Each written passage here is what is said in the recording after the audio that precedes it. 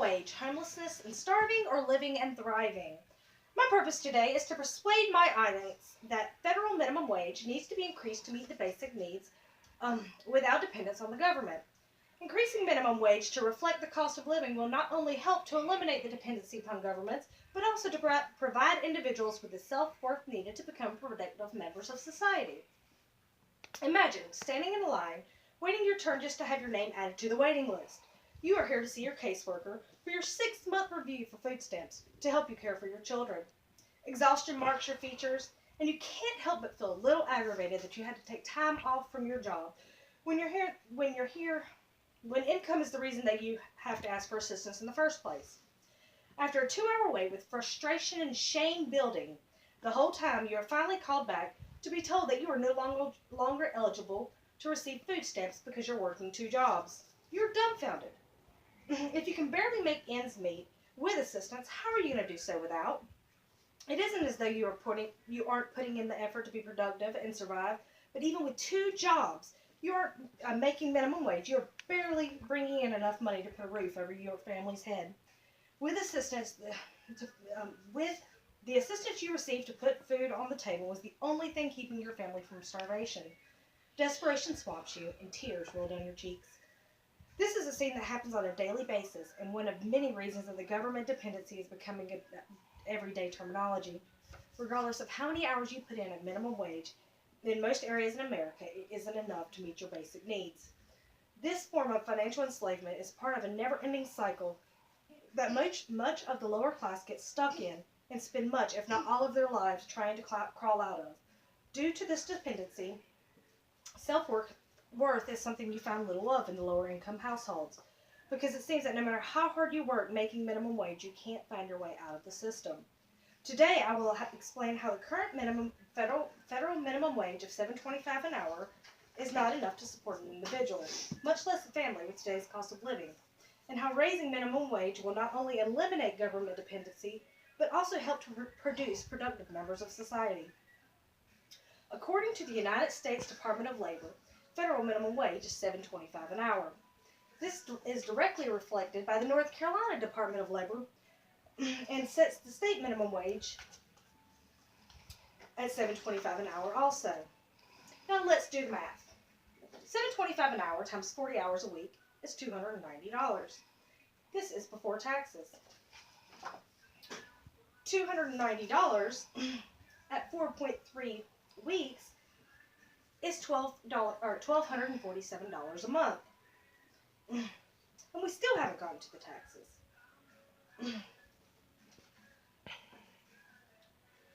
Bob Berger states in his article, the new 2018 federal income tax brackets and rates on Forbes.com, that the $1,580 a year earned at 40 hours a week, 52 weeks a year, would fall into a 12% tax bracket, which is roughly $1,809.60 a year, or $150.80 a month.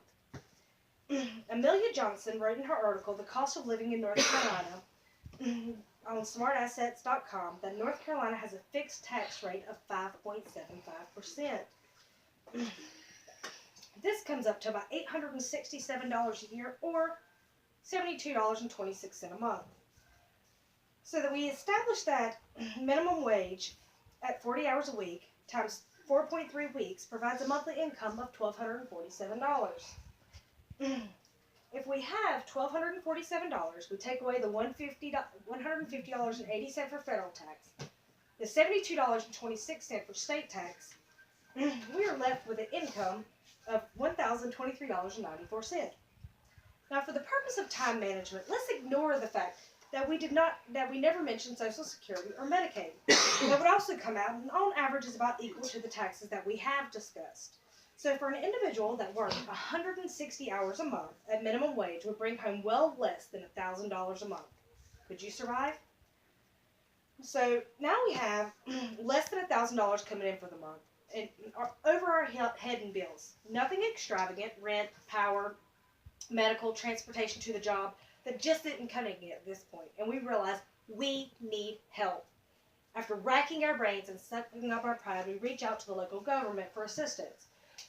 that seems the only assistance that we seem to be able to find, and that's food stamps.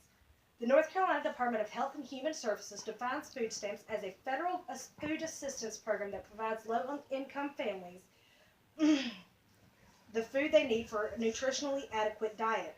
The income limitations for this program are $1,307 a month for one-person household and $453 per additional family member. Now that we have established what minimum wage is and the incomes that can be derived from it, let us discuss the cost of living that we are expected to pay to survive in today's economy. Let's use North Carolina as an example of the cost of living due to the fact that the North Carolina minimum wage is still set at the federal level.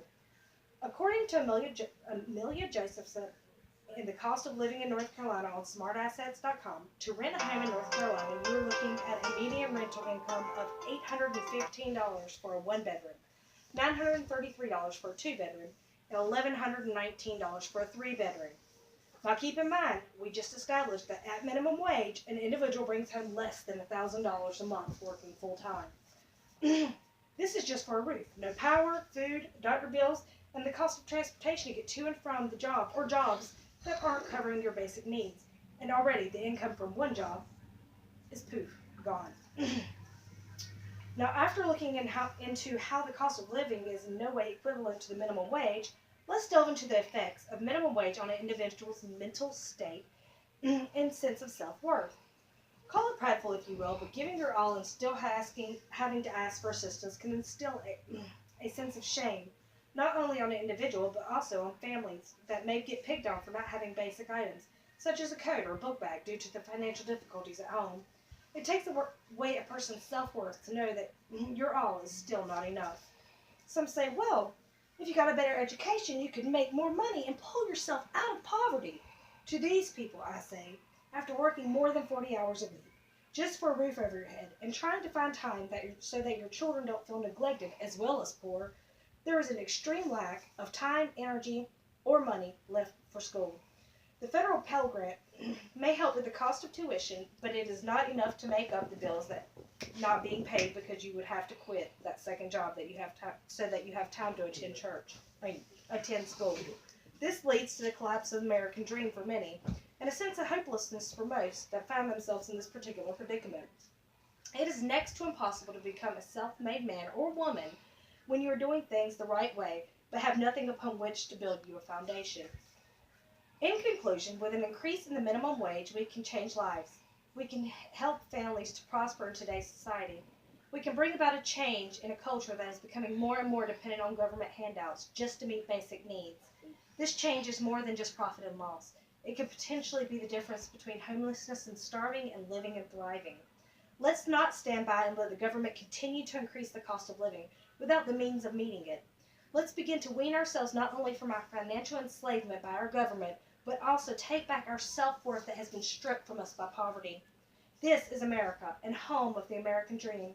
People come from all over the world to seek prosperity in a land that is slowly absolving the concept. We are the change that America needs so desperately. We are the future, and we deserve to have the ability to earn success if the effort is evident. Do your research, make a stand, and do your part to bring back the American dream that is sought by so many from near and far. Thank you. Give the people.